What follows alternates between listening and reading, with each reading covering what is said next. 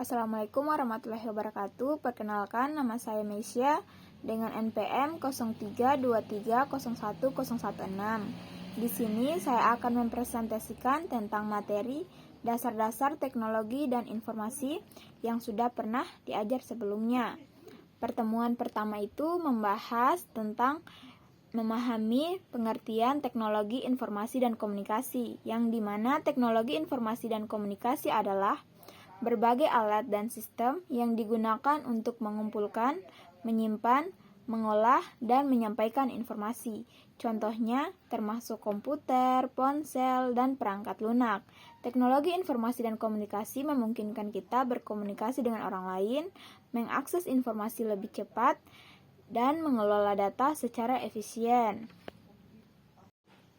Selanjutnya pertemuan kedua. Pertemuan kedua menjelaskan tentang dampak positif dan negatif dari TIK pada kehidupan sehari-hari. Pertama, kita bahas dulu dampak positifnya. Dampak positif pertama yaitu akses informasi. Maksudnya memungkinkan kita mengakses cepat dan mudah informasi dari seluruh dunia dan dapat memperkaya pengetahuan dan wawasan. Yang kedua yaitu mempermudah komunikasi, memfasilitasi komunikasi yang lebih cepat dan efisien melalui email, pesan instan, dan video call. Yang ketiga yaitu meningkatkan pendidikan, meningkatkan akses ke sumber belajar online dan pembelajaran jarak jauh. Jadi pembelajaran tidak hanya dilakukan secara offline tetapi bisa juga secara online. Yang keempat yaitu bisnis, mendukung e-commerce, mempercepat proses bisnis, dan meningkatkan efisiensi operasional. Selanjutnya yaitu hiburan. Teknologi memberikan berbagai opsi hiburan seperti streaming musik dan film, serta permainan online. Selanjutnya itu peningkatan produktivitas. Alat dan aplikasi digital membantu mengatur tugas, menjadwalkan pekerjaan, dan meningkatkan produktivitas. Selanjutnya kita akan bahas tentang dampak negatif TIK pada kehidupan sehari-hari. Yang pertama yaitu ada kecanduan teknologi. Penggunaan berlebihan dapat menyebabkan kecanduan, terutama pada media sosial dan permainan online. Biasanya ini pada anak usia memasuki remaja dan atau anak-anak SMA. Selanjutnya kesenjangan digital. Akses tidak merata ke teknologi dapat memperburuk kesenjangan sosial dan ekonomi. Yang ketiga ada privasi dan keamanan. Risiko pelanggaran data dan serangan siber yang dapat mengancam privasi dan keamanan pribadi. Selanjutnya ada dampak kesehatan. Penggunaan perangkat digital secara berlebihan dapat menyebabkan masalah kesehatan seperti gangguan mata, postur tubuh yang buruk, dan masalah tidur. Selanjutnya itu ada pengaruh sosial. Interaksi tatap muka dapat berkurang yang mungkin mempengaruhi kualitas hubungan sosial. Selanjutnya ada informasi palsu. Penyebaran informasi yang tidak akurat atau hoaks dapat menyesatkan dan merugikan masyarakat. Dengan memahami dampak positif dan negatif ini, diharapkan kita dapat menggunakan teknologi informasi dan komunikasi secara bijaksana dan memaksimalkan manfaat sambil mengurangi resikonya. Selanjutnya, pertemuan ketiga. Pertemuan ketiga membahas tentang aplikasi afiliasi, yang dimana pengertian dari aplikasi afiliasi adalah platform digital yang menghubungkan perusahaan dengan pemasar atau individu yang ingin mendapatkan komisi melalui promosi produk atau layanan. Konsep dasar dari program afiliasi adalah bahwa pemasar yang disebut sebagai afiliasi mendapatkan komisi setiap kali mereka berhasil mengarahkan pembeli atau menghasilkan tindakan yang diinginkan, seperti pendaftaran atau pengunduhan melalui upaya promosi mereka. Aplikasi afiliasi menyediakan alat dan sumber daya yang diperlukan untuk melacak dan mengelola hubungan ini secara efisien, memastikan bahwa setiap transaksi yang valid diakui dan dihargai dengan benar. Bagi afiliasi, aplikasi afiliasi menawarkan peluang untuk menghasilkan pendapatan dengan mempromosikan produk atau layanan yang sesuai dengan minat dan bakat mereka. Setelah mendaftar dan diterima dalam program afiliasi, mereka diberi akses ke berbagai alat promosi, seperti tautan afiliasi unik, banner iklan, dan kode diskon. Mereka kemudian dapat menggunakan alat-alat ini untuk di situs web mereka, blog, media sosial, atau saluran pemasaran lainnya untuk menarik pengunjung dan mengarahkan mereka ke situs perusahaan. Setiap kali pengunjung melakukan pembelian atau tindakan yang diinginkan melalui tautan afiliasi, afiliasi mendapatkan komisi. Afiliasi menawarkan berbagai banyak manfaat, entah komisi yang besar atau kemudahan-kemudahan yang lainnya. Namun, meskipun aplikasi afiliasi menawarkan banyak manfaat, ada juga tantangan yang harus dihadapi, yaitu persaingan antara afiliasi bisa sangat ketat, terutama untuk produk atau layanan yang sedang populer. Selain itu, perubahan kebijakan program afiliasi atau penyesuaian struktur komisi oleh perusahaan dapat mempengaruhi pendapatan afiliasi. Oleh karena itu, penting bagi afiliasi untuk selalu mengikuti perkembangan terbaru dan beradaptasi dengan perubahan untuk tetap kompetitif dan sukses dalam ekosistem pemasaran afiliasi. Selanjutnya, pertemuan keempat. Pertemuan keempat membahas tentang membuat website dengan menggunakan platform Blogger. Membuat website dengan menggunakan platform Blogger adalah pilihan yang populer karena kemudahannya, gratis, serta memiliki banyak manfaat.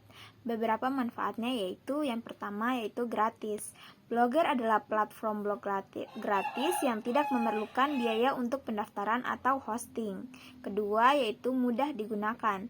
Blogger menyediakan antarmuka yang intuitif dan user-friendly sehingga pemula pun dapat dengan mudah membuat dan mengelola blog. Ketiga, berbagai tema dan kustomisasi. Blogger menawarkan berbagai tema gratis yang dapat disesuaikan untuk menciptakan tampilan blog yang menarik dan sesuai dengan kebutuhan Anda. Keempat, backup dan migrasi yang mudah.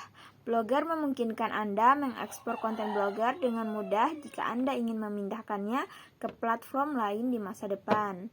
Dengan berbagai manfaat itu, Blogger menjadi pilihan yang sangat baik bagi siapa saja atau yang pemula yang ingin memulai blog tanpa memerlukan investasi awal yang besar.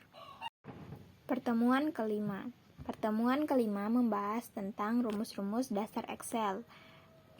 Rumus-rumus dasar Excel ada 14. Yang pertama yaitu sum, kedua count, ketiga average, keempat if, kelima sum if, keenam count if, yang ketujuh ada proper. Proper ini menjadikan huruf awalan menjadi kapital. Kedelapan ada upper. Upper ini merupakan untuk mengubah kata menjadi kapital. Yang kesembilan ada lower. Lower yaitu mengubah kalimat menjadi huruf kecil. Kesepuluh ada left, mid, dan right. Left, mid, dan right merupakan fungsi teks pada Excel di mana left berfungsi mengambil beberapa karakter dari suatu sel yang dimulai dari kiri, mid berfungsi mengambil beberapa karakter dari suatu sel dimulai dari tengah, sedangkan right berfungsi mengambil beberapa karakter dari suatu sel dimulai dari kanan. Yang ke-11 ada len. Len yaitu jumlah karakter pada teks. Ke-12 yaitu round. Round digunakan untuk membulatkan angka ke jumlah digit yang ditentukan. Fungsi ini biasanya kita jumpai di laporan keuangan yang terdapat bilangan desimal sehingga memerlukan pembulatan. Yang ke-13 yaitu concaten, digunakan untuk menggabungkan kata. Yang ke-14 ada VLOOKUP dan HOLOCUP. Fungsi kedua ini merupakan sama-sama fungsi lookup pada Excel atau dengan kata lain fungsi yang mengambil data pada tabel lain berdasarkan kata kunci yang ditentukan. Perbedaannya, kedua ini VLOOKUP mengambil data secara vertikal, sedangkan HOLOCUP mengambil data secara horizontal. Selanjutnya pertemuan ke-6. Pertemuan ini membahas aplikasi PPT dan manfaatnya.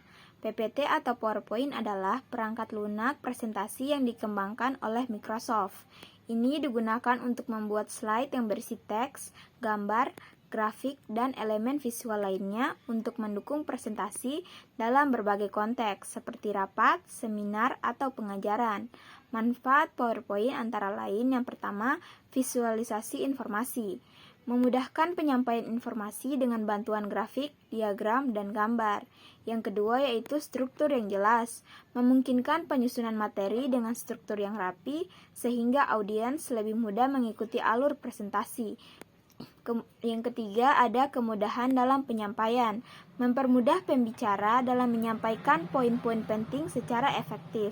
Selanjutnya itu interaktif, menyediakan fitur interaktif seperti hyperlink, video, dan animasi yang dapat meningkatkan keterlibatan audiens. Selanjutnya yaitu penggunaan multimedia, memungkinkan penyertaan berbagai format multimedia untuk memperkaya presentasi.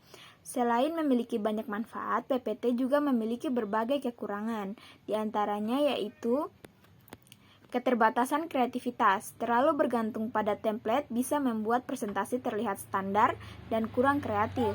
Yang kedua yaitu overload informasi. Ada risiko menyajikan terlalu banyak informasi dalam satu slide yang dapat membingungkan audiens. Yang ketiga yaitu kehilangan fokus. Penggunaan animasi dan efek yang berlebihan bisa mengalihkan perhatian dari konten utama. Selanjutnya itu ketergantungan teknologi, membutuhkan perangkat keras dan perangkat lunak yang kompatibel untuk ditampilkan dengan baik. Selanjutnya itu penyampaian yang monoton. Jika tidak dipersiapkan dengan baik, presentasi bisa menjadi monoton dan tidak menarik. Secara keseluruhan, PowerPoint adalah alat yang efektif untuk presentasi jika digunakan dengan bijak, namun harus diimbangi dengan pertimbangan terhadap potensi kekurangan. Selanjutnya, pertemuan ketujuh yaitu tentang Google Form. Google Forms adalah alat dari Google yang memungkinkan pengguna membuat formulir dan survei secara online. Dengan Google Forms, kita bisa mengumpulkan data, umpan balik, dan informasi dengan mudah. Manfaat Google Form antara lain yang pertama, kemudahan penggunaan. Antarmuka yang sederhana dan mudah dipahami membuat pembuatan formulir menjadi cepat dan efisien. Yang kedua yaitu pengumpulan data secara otomatis. Data yang diisi oleh responder secara otomatis dikumpulkan dalam spreadsheet Google Sheet, memudahkan analisis dan manajemen data. Yang ketiga ada fleksibilitas dalam jenis pertanyaan, mendukung berbagai jenis pertanyaan seperti pilihan ganda, isian singkat, dan skala Likert. Yang keempat ada integrasi dengan Google Drive, mudah diakses dan disimpan dalam Google Drive, memungkinkan akses dari berbagai perangkat dan berbagi yang mudah. Yang kelima ada kemampuan kustomisasi, memungkinkan penyesuaian desain formulir seperti menambahkan gambar dan tema untuk penampilan yang lebih menarik. Yang keenam ada pengumpulan data secara real time. Data dikumpulkan dan diperbarui secara langsung memungkinkan pelacakan dan respon yang cepat. Meskipun Google Form memiliki banyak manfaat, ada beberapa kekurangan yang perlu dipertimbangkan, yaitu yang pertama, fitur terbatas. Google Form memiliki fitur yang lebih sederhana dibandingkan dengan perangkat lunak survei yang lebih canggih, seperti logika cabang yang terbatas dan kustomisasi pertanyaan yang kurang mendalam. Yang kedua ada desain dan kustomisasi. Opsi untuk menyesuaikan tampilan formulir terbatas, sehingga mungkin tidak cocok untuk kebutuhan desain yang kompleks atau branding yang lebih spesifik. Yang ketiga ada analisis data terbatas. Fitur analisis data di Google Form cukup dasar. Untuk analisis yang lebih mendalam, kita mungkin perlu mengekspor data ke alat lain seperti Google Sheet atau Excel. Yang keempat ada keterbatasan dalam pengaturan. Tidak ada opsi untuk pengaturan tingkat lanjut seperti batasan waktu pengisian formulir atau integrasi langsung dengan beberapa sistem manajemen data. Yang kelima yaitu akses internet diperlukan. Formulir memerlukan akses internet untuk diisi dan untuk melihat hasilnya, yang bisa menjadi kendala jika ada masalah dengan koneksi internet. Meskipun demikian, untuk banyak kebutuhan dasar dan penggunaan sehari-hari, Google Form tetap menjadi alat yang sangat berguna dan praktis. Selanjutnya, pertemuan ke-8. Materi ke-8 yaitu Google Ads. Google Ads adalah platform iklan daring yang dikembangkan oleh Google. Melalui Google Ads, pengiklanan dapat membuat iklan yang muncul di hasil pencarian Google, YouTube, dan situs web lain yang merupakan bagian dari jaringan Google Display Network. Iklan bisa terbentuk teks, gambar, video, atau format lainnya. Manfaat Google Ads antara lain yang pertama, target audiens yang tepat.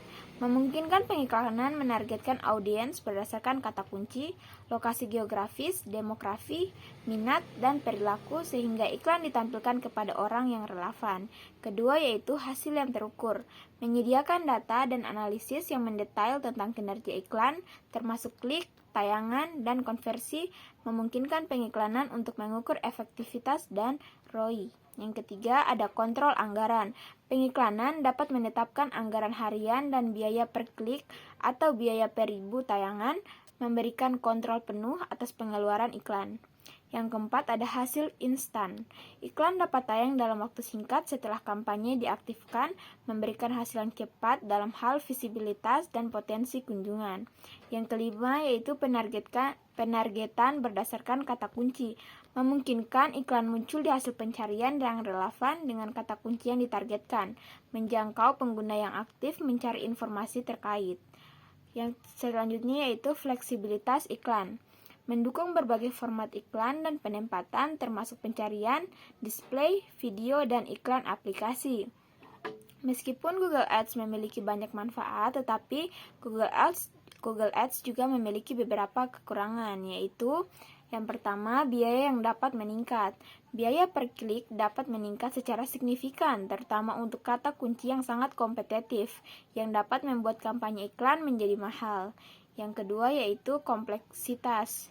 Kompleksitas pengolahan. Mengelola kampanye Google Ads bisa kompleks dan memerlukan pemahaman mendalam tentang pengaturan kampanye, penargetan, dan analisis hasil.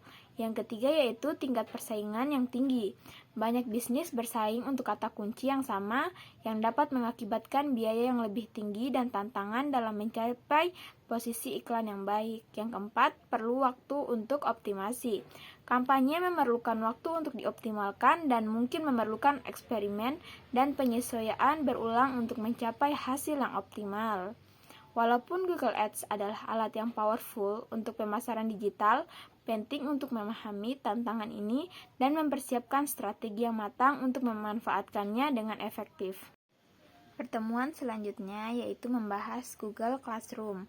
Google Classroom adalah alat yang memungkinkan pendidik untuk membuat, mendistribusikan, dan menilai tugas secara digital. Platform ini terintegrasi dengan Google Drive dan Google Docs, sehingga memudahkan pengelolaan materi pembelajaran dan komunikasi antara guru dan siswa. Google Classroom juga memiliki berbagai manfaat, yaitu yang pertama, organisasi yang lebih baik. Memudahkan guru dalam mengorganisasi tugas, materi pembelajaran, dan umpan balik dalam satu tempat. 2. Kolaborasi. Memfasilitasi kolaborasi antara siswa dan guru melalui dokumen bersama dan diskusi online. Ketiga, penghematan waktu. Mengurangi kebutuhan untuk mencetak dan mendistribusikan tugas secara fisik, serta mempermudah proses penilaian. Yang keempat yaitu akses yang mudah. Siswa dapat mengakses materi dan tugas dari mana saja dengan koneksi internet. Kelima, umpan balik cepat. Guru dapat memberikan umpan balik dan komentar pada tugas dengan cepat dan langsung. Keenam, pemantauan kemajuan. Memudahkan guru untuk melacak kemajuan siswa dan melihat status tugas secara real time. Selain memiliki berbagai manfaat, Google Classroom juga memiliki berbagai kekurangan, yaitu pertama, keterbatasan fitur, kedua, integritas terbatas, tiga, kurangnya dukungan offline, keempat, kesulitan dalam kolaborasi lintas platform, yang kelima, ada keterbatasan dalam pengelolaan tugas. Meskipun demikian, banyak institusi pendidikan yang menemukan bahwa keuntungan Google Classroom lebih besar daripada kekurangannya, terutama karena kemudahan penggunaan dan integritas dengan produk Google lainnya. Mungkin hanya itu saja yang bisa saya sampaikan. Saya akhiri dengan ucapan wabillahi taufiq wal hidayah. Wassalamualaikum warahmatullahi wabarakatuh.